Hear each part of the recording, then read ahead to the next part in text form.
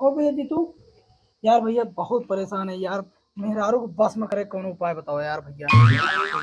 बस इतनी सी बात। हाँ अरे यार भैया। यार तू कहाँ है, मैं परेशान है। देखा मैंने 1 मिनट में तो काम हम खत्म कर दी थी। यार खत्म कर दे यार भैया। समझा, तो इससे छुटकारा मिल जाए ना कि तू हाँ मेहरारू को बस में कर ले अपनी। ठीक है यार भैया, ऐसे बढ़िया काम का हो सकता है यार भैया यार। रुक जा, अपने वो का थे, अपने बाबा मुत्तन महेंद्र बाबा मुत्तन सिंह मुरदहिया घाट वाले ना, उनके लिए फोन लगा हुआ था।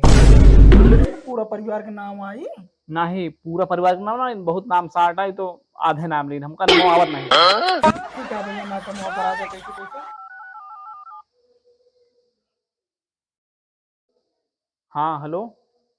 हाँ, हम का बाबा महेंद्र बाबा मुत्तु सिंह घमंडी उर्फ मुरदहिया वाले से बात करेगा है। हाँ हाँ हाँ, हम जीतू बोलते हैं। कहाँ पे भैया?